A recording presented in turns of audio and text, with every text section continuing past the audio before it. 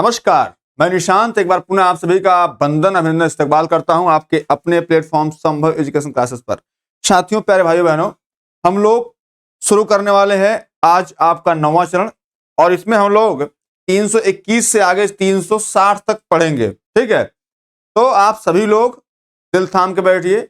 अब जो क्लासेस हो रही हैं ये बेसिकली बीपीएससी के प्रीवियस ईयर क्वेश्चन पर आधारित हैं और पिछली वीडियो में जो आपने देखा वहां सीधे कई पिछली बार क्वेश्चन पूछ लिया गया था, तो उम्मीद कर रहे हैं इस बार बीपीएससी अपना रिपीट करेगी तो वहीं से पूछेगी। आइए बिना देरी के सेशन शुरू करते हैं। क्या दोस्त, पहला प्रश्न है, भारत छोड़ो आंदोलन से उत्पन्न दंगे किस क्षेत्र में सबसे अधिक व्यापक रहे?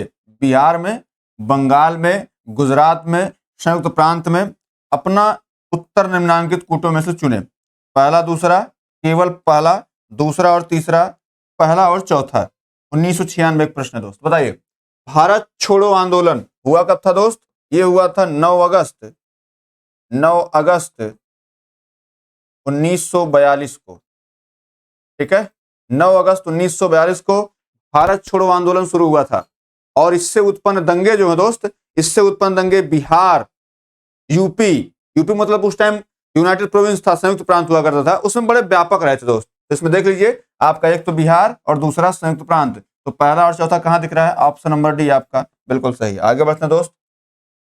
डॉक्टर राजेंद्र प्रसाद को 9 अगस्त 1942 को गिरफ्तार करके भेजा गया था कहां पर? Camp jail, Hazaribagh jail, Bankipur jail, Bhagalpur jail. बताइए दोस्त इसका सही जवाब क्या होगा? देखिए 2 बार आया है, 1999 में, 2008 में। बताइए इसका सही जवाब क्या होगा दोस्त? तो मेरे भाई देखिए, अगर बात करते हैं 9 अगस्त 1942 भारत छोड़ो आंदोलन की, है ना, 9 अगस्त भारत छोड़ो आंदोलन की बात करते हैं अगर, तो मेरे दोस्त मेरे भाई इसमें आपको जैसे भागलपुर, हजारीबाग, ये सारी जेलें जो दी गई हैं, है ना, 322 नंबर में जैसे जो भी जेलें दी गई हैं, तो मेरे दोस्त गांधी जी और अन्य प्रमुख जो लोग थे उनको नजरबंद किया गया था कहां पे? आगा खां महल में, इतना तो पता ही है आपको। और उसके बाद जो राजेंद्र प्रसाद हैं इनको कहां पर? यहां पर आपकी बांकीपुर जेल है, आपके जो है पटना के आसपास, वहां पर इनको नजरबंद किया गया था। ठीक है, और जैसे पंडित गोविंद बल्लभ पंत थे, नेहरू जी थे, पट्टाभी सीतारामैया थे, आचार्य कृपलानी थे, इन लोगों को आगा खां इन लोगों को अहमदनगर किले में रखा गया था। कहां पे? अहमदनगर किला में। तो बेसिकली यहाँ पे हमसे पूछा गया है राजेंद्र प्रसाद कहां रखा गया था? भैया बांकीपुर जेल पटना के पास। ठीक, चलिए। 7 दिसंबर 1942 को श्री योगेंद्र शुक्ल कहां लाए गए? रांची, मुंगेर, पटना, भागलपुर। 2001-2 का प्रश्न है, बताइए दोस्तों इसका सही जवाब क्या होगा? भाई भारत छोड़ो आंदोलन इसमें योगेंद्र शुक्ल और जयप्रकाश नारायण एक साथ जो है कहां बनते दोस्त? यहां पे देखिए, यहां पे 2 ऑप्शन, एक बांकीपुर था, एक हजारीबाग था। तो मेरे दोस्त आपको पता है कि ये लोग बनते कहां पे? हजारीबाग जेल में। कहां पे? हजारीबाग जेल में। हजारीबाग जेल में बंद थे कौन कौन से 2 लोग? एक तो योगेंद्र शुक्ल एक थे, योगेंद्र शुक्ल, और कौन थे भैया? और दूसरे व्यक्ति थे जयप्रकाश नारायण। कौन थे? जयप्रकाश नारायण। ठीक है, ये दोनों लोग जो है दीवार, जो हजारीबाग जेल है इसकी दीवार फांद करके बाहर चले गए थे, किंतु ये जो है जेल से ज्यादा दूर नहीं जा पाए, बल्कि मुजफ्फरपुर में इनको गिरफ्तार कर लिया गया और फिर उसके बाद कहां लाया गया? बक्सर जेल लाया गया। तो यहाँ पे ऑप्शन तो दिख नहीं रहा दोस्त, इनको गिरफ्तार किया बक्सर जेल। अगर कहीं आपको दिखेगा ऑप्शन में तो आप इसको टिक कर लीजिएगा, बक्सर जेल। ठीक है मेरे भाई, तो चलिए आप देख लीजिए इसका सही जवाब ये होगा। इसमें से चारों के चारों ऑप्शन क्या गलत है? आगे बढ़ते हैं दोस्त। 324, भारत छोड़ो आंदोलन के दौरान इनमें से कौन हजारीबाग जेल से फरार हुआ था? सचिदानंद सिन्हा, जयप्रकाश नारायण, जगजीवन राम, रफी अहमद की दवाई, उपयुक्त में से कोई नहीं। उपयुक्त में से 2022 का प्रश्न है, बताइए दोस्त। अभी हम जस्ट चर्चा किए हैं, नवंबर में इनको गिरफ्तार किया गया था, नवंबर 2022 में, नवंबर 1942 में, नवंबर 1942 में इनको गिरफ्तार किया गया था। ये कूद के भाग गए थे। फिर दिसंबर 1942 में इनको कहां से? मुजफ्फरपुर बिहार से इनको गिरफ्तार किया गया और लाया कहां गया था दोस्त? आपके जो जेल थी, क्या नाम उसका था? यहाँ पे बक्सर जेल में लाया गया था। ठीक है, तो किसको लाया गया था भैया? जयप्रकाश नारायण और योगेंद्र शुक्ल से। चलिए आगे बढ़ते हैं। 325, 9 अगस्त 1942 को जिन 2 नेताओं हजारीबाग को गिरफ्तार किया गया था वे कौन थे? देखिए आप हजारीबाग चक्कर में आप इनको फिर गलत न कर दीजिएगा दोस्त। इसमें जो हजारीबाग से लाए गए थे, देखिए रामलाल देवीलाल, नारायण सिंह और सुखलाल सिंह, रामनाथ देवनाथ, शिव कुमार और रामानंद। बीपीएससी 1999 प्रश्न है। बेसिकली देखिए जब इनको 9 अगस्त गिरफ्तार किया गया था हजारीबाग से, तो वो 2 व्यक्ति थे, राम कुमार, शिव कुमार और रामानंद, ये 2 व्यक्ति थे, इनको गिरफ्तार किया गया था। ठीक है, तो आपका ऑप्शन डी बिल्कुल सही है। आगे बढ़ते हैं दोस्त, 326, महात्मा गांधी तथा उनके सहयोगियों की 1942 में हुई धरपकड़ से बिहार में बहुत दंगे हुए, इनमें रेल सेवा पूर्ण रूप से ठप हो गई।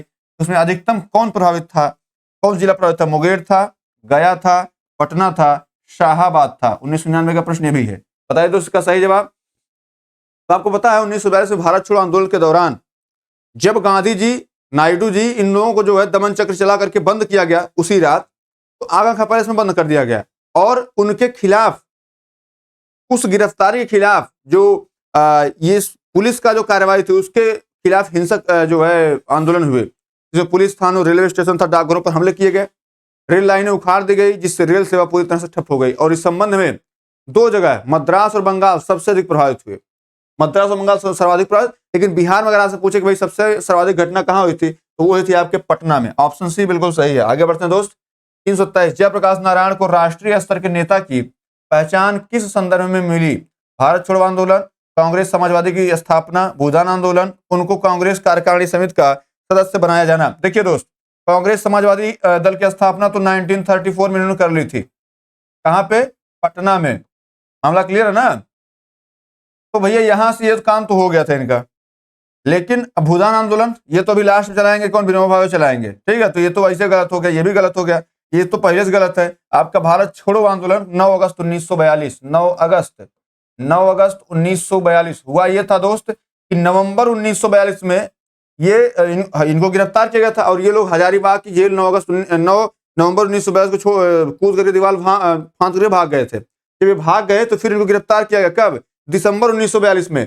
उसके बाद किस जेल में रखा गया? प्रश्न आ चुका है, बक्सर जेल में रखा गया। पूरी कहानी ये थी। तो भारत छोड़ो आंदोलन के बाद ये राष्ट्रीय नेता बन गए थे। ठीक है, 328, कौन सी घटना सबसे पहले हुई? भारत छोड़ो आंदोलन प्रस्ताव, क्रिप्स मिशन आगमन, गवर्नर जनरल के पद पर लॉर्ड वेल का आगमन, कैबिनेट मिशन का आगमन, उपयुक्त में से कोई नहीं, उपयुक्त में से एक से अधिक। 2022 का ये प्रश्न है, बताइए।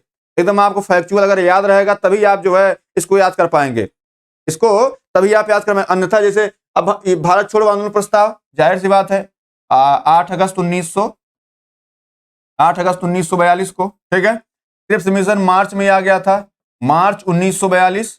तो ये तो आपको पढ़ना पड़ेगा ना। गवर्नर जनरल पद पर लॉर्ड वेवेल, ये 1945 में आया था। ठीक है, कैबिनेट मिशन कब आया था? 1946 में आया था। मामला क्लियर है? तो देखिए, अगर आपसे पूछे सबसे पहले घटना कौन सी घटी थी, तो भैया क्रिप्स मिशन भारत आया था। मामला क्लियर है ना दोस्त? तो चलिए आगे बढ़ते हैं, अगला प्रश्न लेते हैं। क्या भैया? 329, नीचे 2 वक्तव्य दिए गए हैं, जिनमें एक कथन ए और दूसरा कारण, दोनों ध्यानपूर्वक पढ़िए। कथन ए, राष्ट्रीय स्वयंसेवक संघ 1942 के भारत छोड़ो आंदोलन से पृथक रहा। कारण इसका विचार था कि इस आंदोलन से भारत की स्वतंत्रता में देरी होगी। उपरोक्त दोनों वक्तव्यों के संदर्भ में निम्नलिखित कौन सही है?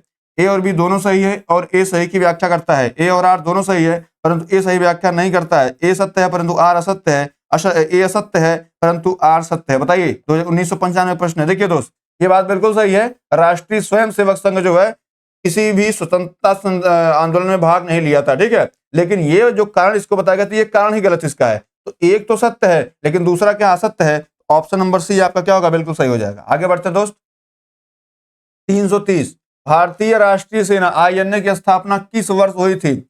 1940 में, 1941 में, 1942 में, 1943 में। बीपीएससी 1999 प्रश्न है, बताइए दोस्त। भाई इसकी स्थापना कब हुई थी? ये कई बार पूछा गया दोस्त। ठीक है, तो ये मार्च 1942 में हुई थी। क्या? मार्च 1942 में, मार्च 1942 में हुई थी। और किसने करी थी? रास बिहारी बोस ने। किसने? रास बिहारी बोस ने इसकी स्थापना करी थी। ठीक है, फिर आपसे क्या भाई, इसमें अगर बात करेंगे, इसका सम्मेलन, पहला सम्मेलन कहां हुआ था? तो पहला सम्मेलन जो है टोक्यो में हुआ था। टोक्यो में सम्मेलन, पहला सम्मेलन। ठीक है, पहला सम्मेलन। बेसिकली इसमें जो लोग सम्मिलित थे वो कहीं ना कहीं जो आजाद हिंद फौज में जो प्रमुख रूप से भारतीय सैनिक शामिल किए गए थे, जिन्होंने सिंगापुर के पतन के पश्चात जापानी सेनाओं के समक्ष क्या किया था? आत्मसमर्पण कर दिया था। ठीक है, वो सम्मिलित थे। तो कब हुआ था भैया? 1942 में। ठीक है, आगे बढ़ते हैं। 331, इसमें 1945 में दिल्ली में हुए आईएनए के मुकदमे के पक्ष में पेश हुए वकील कौन थे? डॉक्टर राजेंद्र प्रसाद, भोला भाई देसाई, के.एम. मुंशी, सरदार पटेल। उपयुक्त में से कोई नहीं, उपयुक्त में से एक से अधिक। 2020 का प्रश्न है, बताइए। इनमें से कौन आईएनए का जो आईएनए के जो सैनिक थे, उनके ऊपर जो मुकदमा, जो अभियोग पंजीकृत हुआ था, उसके विरोध में कौन वकील आए थे? तो मेरे दोस्त इसमें आए थे भूला भाई देसाई, ऑप्शन बी बिल्कुल सही जवाब है दोस्त। ठीक है, चलिए आगे बढ़ते हैं। आजाद हिंद सरकार के निर्माण की घोषणा की गई थी 26 जनवरी 1930 को, 8 अगस्त 1942 को, 21 अक्टूबर 1943 को, 8 फरवरी 1946 को। बीपीएससी प्री 1997-98 प्रश्न है। देखिए दोस्त, अगर हम आजाद हिंद सरकार की बात करते हैं ना भाई, आजाद हिंद सरकार आपका 332 नंबर जो क्वेश्चन है, इसमें देखिए होता यह है कि जैसे आजाद हिंद फौज, आजाद हिंद सरकार दो अलग अलग चीजें होती हैं। ठीक है, तो इसमें आपको ध्यान यह देना है कि कौन सी इसमें घटना है। वैसे तो अगर देखा जाए तो भाई 26 जनवरी 1930 वाली जो घटना है, 26 जनवरी की जो घटना 1930 वाली हमने पढ़ लिया है क्या। उस टाइम जो है क्या नाम है, जवाहरलाल नेहरू जो अध्यक्ष हुआ करते थे, उन्होंने घोषणा करी थी कि भैया हम 26 जनवरी को क्या मनाएंगे, स्वतंत्रता दिवस मनाएंगे। 8 अगस्त 1942 को क्या, 8 अगस्त को आह्वान किया गया था भैया किस लिए, कि भैया भारत छोड़ो आंदोलन चलेगा 9 अगस्त से। उसके बाद यहाँ 21 अक्टूबर 1943 की बात चल रही है, तो इसी में 21 अक्टूबर 1943 को ही इसकी स्थापना हुई थी। लेकिन कैसे कैसे हुआ था, घटनाक्रम बताते हैं आपको। 7 जुलाई 1943, 7 जुलाई 1943 को रास बिहारी बोस ने आजाद हिंद फौज की कमान जो है ये सुभाष चंद्र बोस को सौंप दी थी। रास बिहारी बोस ने कमान सौंपी किसको, सुभाष चंद्र बोस को। सुभाष चंद्र बोस को कमान सौंपी। इन्होंने क्या किया भैया, इन्होंने 21 अक्टूबर 1943 को इसकी घोषणा कर दी कि साहब इसमें आजाद हिंद सरकार की स्थापना। 21 अक्टूबर 1943, ठीक है, 21 अक्टूबर 1943 को। मामला क्लियर दोस्त। तो देखिए अब यहाँ 7 जुलाई 1943 को इनको सौंपते हैं। अब आपसे पूछे भाई स्थापना कब हुई थी इसकी जो है आजाद हिंद फौज की, तो ये हुई थी आपकी मार्च 1942 में। मार्च 1942 में कौन किया था, रास बिहारी बोस किए थे। कौन, रास बिहारी बोस किए थे। इतनी पूरी घटना आपको याद हो गई दोस्त, तो इसमें आपका ऑप्शन नंबर सी बिल्कुल सही। आगे बढ़ते हैं। 333 1943 में आजाद हिंद फौज INA के अस्तित्व में आई। जापान में, तत्कालीन बर्मा में, सिंगापुर में, तत्कालीन मलाया में। 2001-2 का प्रश्न। देखिए दोस्त, इसमें सही जवाब तो आपका सिंगापुर हो जाएगा। मैं इसकी बात बताऊं, सिंगापुर बोले तो मतलब यहीं पर पहली दफा 21 अक्टूबर 1943 को आजाद हिंद सरकार मतलब स्वतंत्र भारत की अंतरिम सरकार गठित की गई थी। मामला क्लियर है। तो 1943 में आजाद हिंद फौज जो है अस्तित्व में आई थी, कहां पे, सिंगापुर में। चलिए आगे बढ़ते हैं दोस्त। 334 INA किसके दिमाग की उपज थी और किसने इसकी स्थापना की थी। देखिए इसमें बात करें सुभाष चंद्र बोस की, मोहन सिंह की, चंद्रशेखर की, भगत सिंह की। तो चंद्रशेखर और भगत सिंह देखिए एक संगठन बनाए थे ये लोग। चंद्रशेखर जी की बात करते हैं तो ये HRA आपने नाम सुना होगा, हिंदुस्तान रिपब्लिकन एसोसिएशन। 1924 में ये सदस्य थे, इसके स्थापना हुई थी। और कहाँ हुई थी, कानपुर में हुई थी। ठीक है, कानपुर में हुई थी। यहाँ पे दोनों लोग मिलकर क्या बनाए थे, हिंदुस्तान सोशलिस्ट रिपब्लिकन एसोसिएशन बनाए थे। कब बनाए थे भैया, 1928 में बनाए थे। और कहाँ बनाए थे, फिरोज शाह कोटला दिल्ली। क्या, फिरोज शाह कोटला दिल्ली, फिरोज शाह कोटला दिल्ली में बनाए थे। ठीक है, तो ये दोनों तो गलत हो गए भाई। ऐसे ही बात करते सुभाष चंद्र बोस की, तो ये इन्होंने फॉरवर्ड ब्लॉक की स्थापना की थी। किसकी, फॉरवर्ड ब्लॉक की स्थापना की थी। इनके दिमाग की उपस्थिति फॉरवर्ड ब्लॉक कब किया था, 1939 में इन्होंने करी थी। ठीक है, तब जब उन्होंने कांग्रेस से इस्तीफा दिया था, अप्रैल में इस्तीफा दिया, मई में इसका गठन किया था। ठीक है, तो इसमें जो उपज थी वो थी डॉक्टर मोहन सिंह या कैप्टन मोहन सिंह कह सकते हैं आप, इनकी उपज थी। इन्होंने कहा था और रास बिहारी बोस ने फिर मार्च 1942 में जो है INA की स्थापना करी थी। आगे चल करके 7 अगस्त 1943 को सुपुर्द करते हैं किसको, सुभाष चंद्र बोस को। और आगे चल कर फिर जो है ये जितने भी युद्ध बंदी होते हैं उनको उसमें सम्मिलित करते हैं। और आगे फिर 21 अक्टूबर 1943 को 21 अक्टूबर 1943 को, ये आपका मार्च 1943 है। 21 अक्टूबर 1943 को क्या करते हैं, ये आजाद हिंद सरकार की स्थापना करते हैं। कहां पर, सिंगापुर में। ठीक है दोस्त, तो ऑप्शन बी आपका सही है। आगे बढ़ते हैं दोस्त। 35 फॉरवर्ड ब्लॉक की स्थापना किसने की थी, फिर आगे देख लीजिए, सुभाष चंद्र बोस, राजेंद्र प्रसाद, भगत सिंह, BR अम्बेडकर। BR अम्बेडकर क्या किए थे, बहिष्कृत कांग्रेस महासभा की स्थापना की थी 1934 में। ठीक है, भगत सिंह HSRA की स्थापना की थी फिरोज शाह कोटला 1928 में। राजेंद्र प्रसाद ऐसा कोई संगठन बनाए नहीं थे। तो ये भी गलत, ये भी गलत। ऑप्शन ए आपका सही। सुभाष चंद्र बोस कब किए थे, ये किए थे मई 1939 में। ठीक है, और फॉरवर्ड ब्लॉक क्या था, एक राजनीतिक संगठन था। मामला क्लियर है मेरे दोस्त, किसी को कोई समस्या नहीं होनी चाहिए। ठीक है, चलिए इसका ऑप्शन नंबर ए सही है। आगे बढ़ते हैं दोस्त। 335 नंबर, 36 नंबर, फॉरवर्ड ब्लॉक किसके द्वारा स्थापित किया गया था, तो भैया सरदार सिंह जी, राणा, सुभाष चंद्र बोस, जयप्रकाश नारायण, लक्ष्मी सहगल। तो भैया ये लक्ष्मी सहगल और दारा सिंह, ये तो लोग क्रांतिकारी थे, इसे काट दीजिए आप इनको, कोई संगठन नहीं बनाए थे, बल्कि सुभाष चंद्र बोस की लक्ष्मी सहगल जो है ये विंग कमांडर रही थी महिलाओं की, ठीक है। जयप्रकाश नारायण की बात करते हैं तो 1934 में इसमें इन्होंने स्थापना करी थी किसकी? Congress socialist party, Congress socialist party, socialist party की स्थापना की थी, मतलब कांग्रेस समाजवादी पार्टी की स्थापना करी थी। कहां पे करी दोस्त? ये पटना में इन्होंने किया था, ठीक है, तो इसको आप याद रखिएगा। तो ये भी गलत हो गए।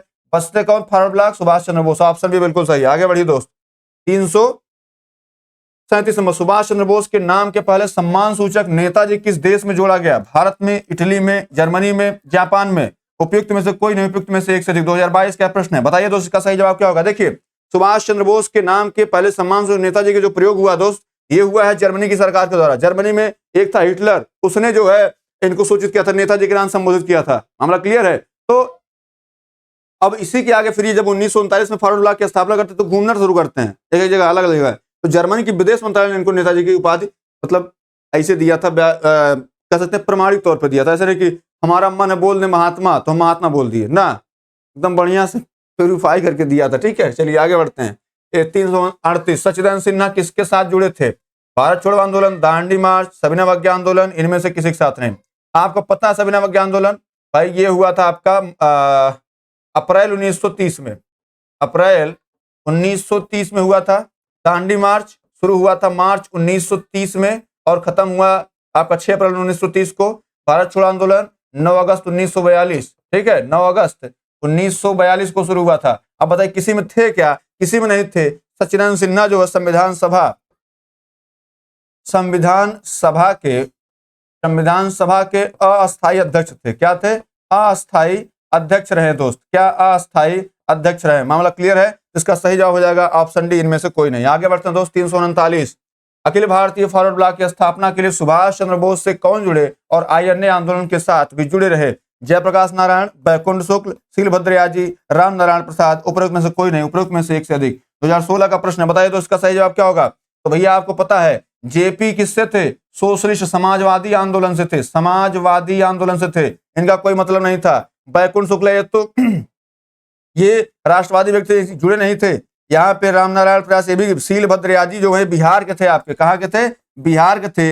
ये इनसे फॉरवर्ड ब्लॉक के टाइम में जुड़े थे और आगे जब इन्होंने जो है आईएनए की स्थापना की तब भी इनके साथ जुड़े रहे। आगे बढ़ते हैं दोस्त, 340, सम्मिलित करिए भाई। बारदोली, चौरा चौरी, यरोदा, नुआखाई, महाराष्ट्र, गुजरात, पश्चिम बंगाल, उत्तर प्रदेश। मिलाना कैसे रहता है ये बताता हूं मैं आपको। चौरा चौरी कांड है। चौरा चौरी कब हुआ था? 4 फरवरी 1922 को। 4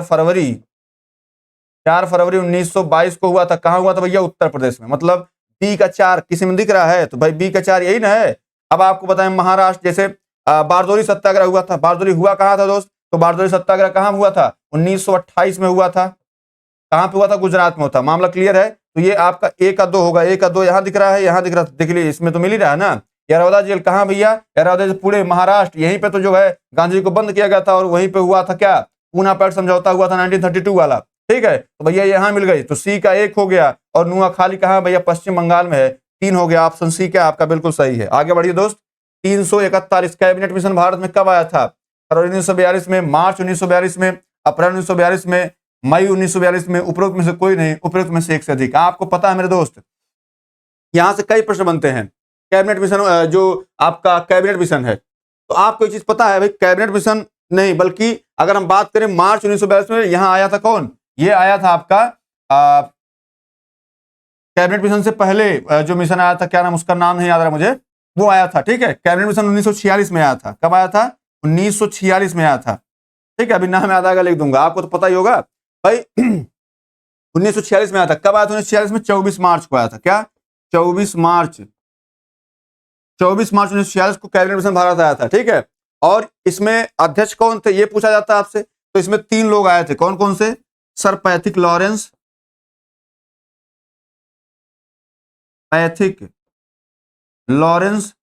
ठीक है, पैथिक लॉरेंस आए थे।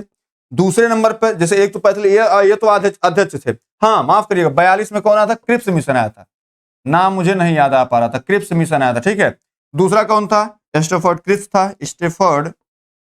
था, ठीक है, स्टैफोर्ड क्रिप्स था, इसको भी याद कर लीजिए। उसके बाद कौन आया था? तीसरा व्यक्ति जो नौसेना मंत्री था, क्या नाम था उसका? अलेक्जेंडर एवी अलेक्जेंडर था उसका नाम, क्या नाम था? एवी अलेक्जेंडर, एवी अलेक्जेंडर उसका नाम था, एवी अलेक्जेंडर नाम था, ठीक है, एवी अलेक्जेंडर नाम था उसका। तो इसको भी आप याद कर लीजिएगा, ठीक है दोस्त। तो ये 3 व्यक्ति थे, ये अध्यक्ष थे, ठीक है, ये महासचिव था और ये नौसेना मंत्री था। तो भाई इसमें आपका इसमें कोई नहीं से होगा, ऑप्शन ही बिल्कुल सही है। 342 कैबिनेट मिशन की अध्यक्षता किसके द्वारा की गई थी? लॉर्ड एटली, स्टैफोर्ड क्रिप्स, क्लेमेंट एटली, सर पी लॉरेंस। भाई क्लेमेंट एटली जो था ये उस टाइम क्या था? ये प्रधानमंत्री था वहां का, ठीक है, 1940 से लेकर के 1945 तक प्रधानमंत्री था। पूछा जाता है कैबिनेट मिशन जब आया था तो उस वक्त प्रधानमंत्री कौन था? तो यही था। फिलहाल हमसे क्या पूछा गया? Cabinet mission 1946।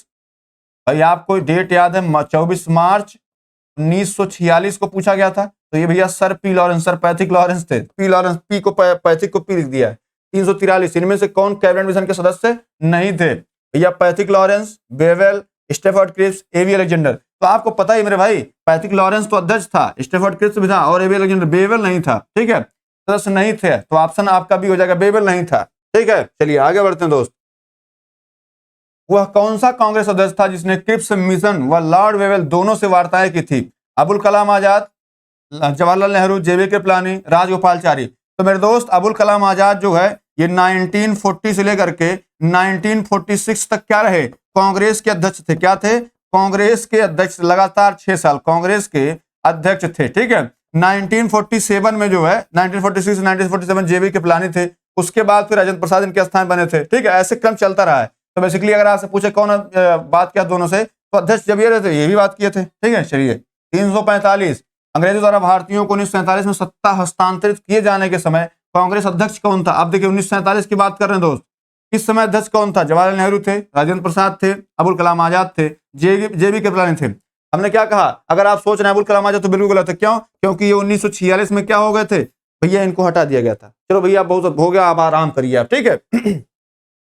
बाद में कौन बने थे? 1943 में कौन अध्यक्ष बने थे? जेबी कृपलानी बने थे। कौन बने थे? जेबी कृपलानी। 1 साल तक ये भी बने रहे थे। उसके जस्ट बाद कौन बनेंगे? राजेंद्र प्रसाद बनेंगे। चलिए आगे कहानी बढ़ते हैं दोस्त। 346 भारत के विभाजन के समय भारतीय राष्ट्रीय कांग्रेस का अध्यक्ष कौन था? विभाजन कब हुआ था? 1947 में। कौन था भैया? जेबी कृपलानी थे, जवाहरलाल नेहरू थे, मौलाना अबुल कलाम आजाद थे, सी राजगोपालचारी थे, या उपयुक्त में से कोई नहीं? उपयुक्त में से एक से 2016 का प्रश्न है, बताइए कौन इसमें था दोस्त?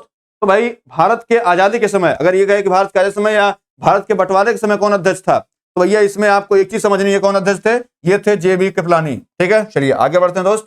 347 सन 1947 के भारतीय राष्ट्रीय कांग्रेस के दिल्ली अधिवेशन की अध्यक्षता किसने करी थी? बताइएगा दोस्त। जेबी कृपलानी ने, राजेंद्र प्रसाद ने, अबुल कलाम आजाद ने, जवाहरलाल नेहरू ने। क्या पूछा है? 1947 के भारतीय राष्ट्रीय कांग्रेस के दिल्ली अधिवेशन की, दिल्ली जिसकी अध्यक्षता कौन किया था? तो भैया आपको पता है ये जेबी कृपलानी जो है ये इस्तीफा दे दिए थे नवंबर 1947 में। तो आप जैसे यहाँ क्या पूछा, 1947 दिसंबर में जो है ये हुआ था, ठीक है। तो नवंबर 1947 में, नवंबर 1947 में कौन? जेबी कृपलानी, जेबी कृपलानी, जेबी कृपलानी क्या किए? इस्तीफा दे दिए। क्या किए? इस्तीफा दे दिए दोस्त, इस्तीफा दे दिए। और इस्तीफा के बाद कौन बने? तो दिसंबर में जो भी ऑर्गेनाइज हुआ 1947 में, कब? दिसंबर में। उसमें कौन अध्यक्ष थे? राजेंद्र प्रसाद। ये आप याद रखिएगा, कौन थे? राजेंद्र प्रसाद थे, ठीक है भैया। ऑप्शन बी क्या है? बिल्कुल सही जवाब। आगे बढ़िए दोस्त।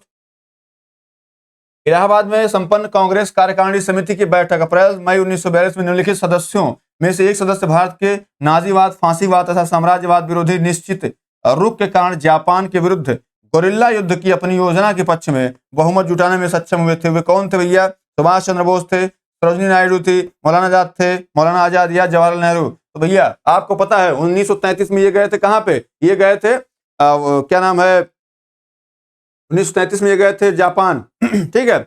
अब आगे जब ये 1942 में बैठक होती है तो फिर ये वहीं पे कहते हैं भैया नाजीवाद, फांसीवाद इनके विरुद्ध जो नारा दिया था वो दिया था। तो इसमें सही जवाब हो जाएगा आपका option number D, Jawaharlal Nehru. आगे बढ़ते हैं दोस्त। 349 नागरिक सेवाओं के लिए प्रतियोगी परीक्षाओं की प्रणाली को सिद्धांत स्वीकार किया गया था। कब किया गया था? 1837 में, 1853 में, 1858 में या 1882 में? 2003-4 का प्रश्न है दोस्त। क्या 2003-4 का प्रश्न है? इसमें समझना यह है, जैसे कभी कभी ऑप्शन में आपको 33 भी दिया रहेगा, 53 ये दिया रहता है। तो मेरे दोस्त 1853 के चार्टर एक्ट की व्यवस्था की गई थी कि नियंत्रण बोर्ड और उसके अन्य पदाधिकारियों का वेतन कौन करेगा? सरकार निश्चित करेगी, परंतु धन कौन देगा? कंपनी देगी, ठीक है। अब नियुक्तियां जो होंगी वो प्रतियोगी परीक्षाओं के माध्यम से होंगी, जिसमें किसी प्रकार का कोई भेदभाव नहीं किया जाएगा। किस एक्ट के द्वारा? 1853 के एक्ट के द्वारा। ऑप्शन बी बिल्कुल सही है। आगे बढ़ते हैं दोस्त।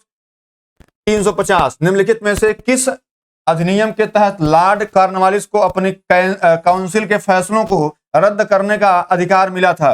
रेगुलेटिंग एक्ट, 1786 एक्ट, 93 की चार्टर एक्ट, 1813 का एक्ट। देखिए दोस्त, आपको पता 1793 में जो है एक घटना हुई थी, कौन सी? अस्थायी बंदोबस्त वाली, जिसके लिए जाना जाता है, ठीक है। बेसिकली 1786 में जो है इसको मिल गया था क्या कि ये सेनापति और गवर्नर दोनों का काम यही करेगा, सेनापति और गवर्नर दोनों काम यही करेगा। इसको 1786 एक्ट में मिल गया था, ठीक है। तो आपका इसमें ऑप्शन भी सही हो जाएगा। आगे क्या मन, भारत सरकार अधिनियम 1935 समाप्त की प्रांतीय स्वायत्तता, प्रांतीय द्वैध शासन व्यवस्था, भारत की संघीय संरचना, जिम्मेदार केंद्रीय सरकार, 1997-98। बताइए भाई, इसमें जो भारत सरकार अधिनियम था इसमें समाप्त किया गया था, क्या किया था? प्रांत में, देखिए दो चीज यहां से आती है, क्या? प्रांत में द्वैध शासन प्रणाली,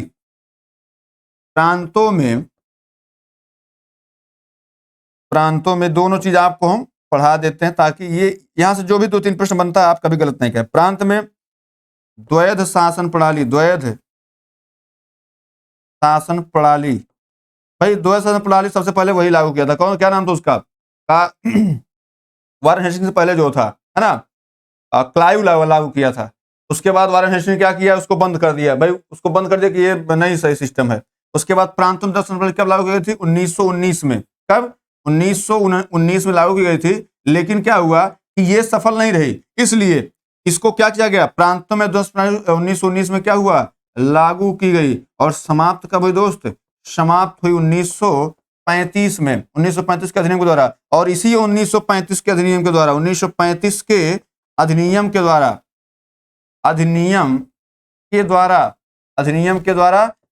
केंद्र में द्वैध शासन प्रणाली लागू की गई। क्या? केंद्र में द्वैध शासन प्रणाली, द्वैध शासन प्रणाली लागू की गई थी, ठीक है दोस्त। तो बताइए, भारत की प्रांतों में द्वैध शासन प्रणाली को क्या किया गया? समाप्त किया गया, ठीक है। चलिए आगे बढ़ते हैं दोस्त। क्या भैया, स्तंभ 1 में अंकित नामों व स्तंभ 2 में अंकित नामों को सम्मिलित करिए। भैया देखिए, स्तंभ 1 पुस्तक और लेखक दिया गया, history of the movement in India. किसने लिखा भैया? History of the movement in Bihar, Anand Math, precepts of Jesus, our India, Musalman, ये लिखा गया है। तो बेसिकली आपको एक चीज पहले ध्यान देनी है। क्या ध्यान देना भैया? आपको पहले ये ध्यान देना है कि भैया history of the movement in India कौन लिखा भैया? तो ये तो लिखे ताराचंद, इसमें कोई दो राय नहीं है, ठीक है। यह स्वाधीनता संग्राम का एक इतिहास है। आपको एक तो ये मिल गया भाई, आपका पहले का एक होगा, पहले का ए होगा, कहीं दिख रहा है आपको? तो इसका मतलब ये गलत हो गया। अब इसी में और ये में हमको देखना है, ठीक है। उसके बाद हमको क्या देखना है? आनंद मठ, आनंद मठ कौन लिखे भैया? ये लिखे बंकिम चंद्र चटर्जी। मतलब तीसरा जो है, मतलब ऐसे समझिए, यही होता है ऑप्शन एलिमिनेशन मेथड। तो आनंद मठ, बंकिम चंद्र चटर्जी कौन सा है? तीसरे का एफ है क्या? तीसरे का एफ यहां भी है और तीसरे का एफ यहां भी है, मतलब यहां पे ऑप्शन एलिमिनेशन हल्का सा थोड़ा सा आगे बढ़ रहा है। बेसिकली आपको पता ही है, आनंद मठ जो लिखा गया था वो सन्यासी विद्रोह जो हुआ था उस पर आधारित था। अब प्रिसेप्ट्स ऑफ जीसस जो लिखा है, प्रिसेप्ट्स ऑफ जीसस, ये किसने लिखा भैया? ये राजा राम मोहन राय लिखे हैं। तो ये आप लिख लीजिए, चौथा का सी है, चौथे का सी, भाई चौथे का सी यहाँ है, बी यहाँ है, मतलब और यहाँ पे चौथे का सी है। हमको ये तो देखना ही नहीं है भाई, चौथे का सी यहाँ भी है और यहाँ भी है, ये बढ़िया बात है, ठीक है। इसमें ये भी यहाँ है और ये भी यहाँ है, मतलब पांचवें का बी। अब देख लीजिए भाई, पांचवें का बी यहाँ पे आ गया। अब बचता कौन है? बच रहे हैं आपके महोदय भाई तीसरे का, तीसरे का यहाँ भी है, दूसरे का ई और दूसरे का डी। अब ये आपको देखना कि इसमें होगा क्या, कौन बचता? History of the freedom movement in Bihar, history of the freedom movement in Bihar. तो भैया इसमें दूसरे का क्या होगा? दूसरे का ई वाला के दत्ता, के दत्ता, ये तो हो जाएगा ना। तब इसमें थोड़ा सा एलिमिनेशन थोड़ा सा कठिन इसमें पड़ रहा है। ऑप्शन सी क्या बिल्कुल सही हो जाएगा, ठीक है दोस्त। चलिए आगे बढ़ते हैं। जब इतना मिल गया तो एक ही दो दिमाग आपको लगाना है। क्या भैया? अमेरिका में फ्री हिंदुस्तान अखबार किसने शुरू किया था? रामनाथ पुरी ने, जीडी कुमार ने, लाला हरदयाल ने, तारकनाथ दास ने। 1994 का प्रश्न है दोस्त, बताइए इसका जवाब दीजिए मेरे साथी, इसका जवाब दें आप कि भाई फ्री हिंदुस्तान कौन चलाया था? तो आपको एक चीज पता है, अमेरिका के वैंकूवर में हिंदुस्तान अखबार किसने छापा था? छापे थे कौन? तारकनाथ दास। और इसके द्वारा ही इन्होंने समाज सुधार की आवाज उठाई थी, ठीक है। और 1910 में भारतीय सेना से अंग्रेज के खिलाफ विद्रोह का आह्वान भी किया था। किसने? तारकनाथ दास ने। ऑप्शन डी क्या है? बिल्कुल सही जवाब है। चलिए आगे बढ़ते हैं दोस्त। 354 इंडियन अनरेस्ट के लेखक, इंडियन अनरेस्ट के लेखक कौन था? दादा भाई Naoroji, Annie Besant, Lala Lajpat Rai, Valentine सिरोल। तो भैया इंडियन अनरेस्ट के लेखक कौन है? तो इसमें आपको 4 ऑप्शन दिए। वेलेंटाइन सिरोल ने ही तो कहा था तिलक जी को कि क्या अशांति का जनक या अशांति दूत इनको कहा था, तिलक जी को। अब आपसे पूछा जाए भाई एनी बेसेंट, एनी बेसेंट आपको पता है एनी बेसेंट, इसमें आपको 2 चीजें इनकी फेमस हैं, एक तो कॉमनवेल्थ, एक न्यू इंडिया पत्रिका थी इनकी, ये फेमस है। ठीक है, तो इसमें इंडियन अर्नेस्ट को जो लेखक है इसी में कहा था कि उनको, ठीक है, तो वेलेंटाइन सिरोल में ऑप्शन आपका बिल्कुल सही हो जाएगा। चलिए आगे बढ़ते 355 पे। क्या दोस्त? उपन्यास दुर्गेश नंदिनी के लेखक कौन है भैया? रविन्द्रनाथ टैगोर, तारकनाथ गंगोपाध्याय, स्वर्ण कुमार, बंकिम चंद्र चटर्जी। अब ये दुर्गेश नंदिनी कौन लिखा भैया? तो दुर्गेश नंदिनी बंकिम चंद्र चटर्जी लिखे हैं। कब लिखे थे? ये उनका पहला उपन्यास है। कौन? बंकिम चंद्र चटर्जी। पहला उपन्यास कब लिखे थे? ये लिखे थे आपके 1865 ईस्वी में। ठीक है, 1865 ईस्वी में लिखे थे दुर्गेश नंदिनी। ये हिंदी में पूछा गया प्रश्न और आपके इतिहास में पूछा गया प्रश्न है। इसके अतिरिक्त जैसे आप आनंद मठ पढ़ेंगे, क्या पढ़ेंगे? एक तो आपका दुर्गेश नंदिनी, आप फिर पढ़ेंगे क्या? आनंद मठ। आनंद मठ ये तो आपको पता ही होगा, सन्यासी विद्रोह वाला। ठीक है, आनंद मठ वही नील के लिए जो हुआ था, नील विद्रोह। उसके बाद जो है बांग्ला साहित्य में उन्होंने बहुत सारे अपना वो लिखे थे। ठीक है, तो इसमें आपका ऑप्शन डी बिल्कुल सही हो जाएगा। ठीक है, चलिए आगे बढ़ते हैं। रविन्द्रनाथ टैगोर बहुत सारी रचनाएं हैं। 356 निम्नलिखित में से किस अखबार का प्रकाशन पटना से होता था? बढ़िया क्वेश्चन भैया। Indian nation, Punjab Kesari, Prabhakar, Dawn. बताइए, प्री 2001-2 का प्रश्न है। तो किसका प्रकाशन पटना से होता था? तो आपको पता है डॉन जो ये तो लाहौर से हमेशा से होता चला आया, पंजाब केसरी चंडीगढ़ पंजाब वाला। लेकिन जो प्रकाशन आपका या इंडियन नेशन है, इंडियन नेशन ये पटना से होता था। कर्ता कौन था? ये भी प्रश्न तो बन सकता है। तो महाराजा कामेश्वर सिंह। क्या? महाराजा कामेश्वर सिंह। महाराजा कामेश्वर सिंह जो है ये करते थे यहां से। ठीक है, महाराजा कामेश्वर सिंह करते थे इंडियन नेशन का प्रकाशन। ठीक है, कब से? तो भैया 1931 से। कब से? 1931, 1931। भैया यही तो पूछेगा आपसे। Indian nation Kameshwar Singh 1931। चलिए 357 झंडा गीत किसने लिखा है? रविन्द्रनाथ टैगोर, बंकिम चंद्र चटर्जी, मैथिली शरण गुप्त, श्यामलाल गुप्ता पार्षद। बताओ भैया, 2003-4 का प्रश्न है। झंडा गीत किसने लिखा है? तो जाहिर सी बात है, अब वो नहीं कि झंडा गीत जन गण मन अधिनायक वाला आप याद कर लीजिए ना। झंडा गीत किसने लिखा भैया? श्यामलाल गुप्ता पार्षद लिखा। किसने? श्यामलाल गुप्ता पार्षद। ऑप्शन डी क्या है? बिल्कुल सही जवाब है। झंडा गीत श्यामलाल गुप्ता पार्षद। 5 बार बोल लीजिए मेरे साथ, झंडा गीत श्यामलाल गुप्ता पार्षद, झंडा गीत श्यामलाल गुप्ता पार्षद, ऐसे आप बोल लीजिए। चलिए 358 1908 में बाल गंगाधर तिलक को जेल हुई। 5 वर्ष की, 6 वर्ष की, 7 वर्ष की, 8 वर्ष की। 1999 का प्रश्न है, ये आ चुका है कई दफा। कितने साल की जेल हुई थी? जाहिर सी बात 24 जून 1908 को तिलक को सरकार के खिलाफ भड़काने के मामले में। कब? 1908 में। 1908 में तिलक के खिलाफ जो है सरकार के भड़काने के मामले में 6 वर्ष की जेल हुई थी। कितने वर्ष की? 6 वर्ष की जेल हुई थी। ठीक है दोस्त, चलिए आगे बढ़ते हैं। 359 नंबर। प्रथम भारतीय जिन्होंने स्वाधीन भारत में गवर्नर जनरल का पदभार ग्रहण किए। Jamnalal Bajaj, Shri Rajagopalachari, doctor Rajendra Prasad, M.A. अंसारी। बताओ दोस्त, इसमें कौन सा है? तो सोचना ही नहीं है। इसमें 2 प्रश्न बनते हैं। क्या क्या? पहला तो ये बनता है कि जो है भारत के आजादी का पहला गवर्नर कौन था? तो वही विलियम बेंटिक है ना। लेकिन हमसे क्या पूछा गया है? हमसे पूछा गया पहला भारत स्वाधीन भारत में गवर्नर जनरल पदभार ग्रहण किया कौन? तो ये थे भैया आपके श्री राजगोपालचारी। चलिए आगे बढ़ते दोस्त।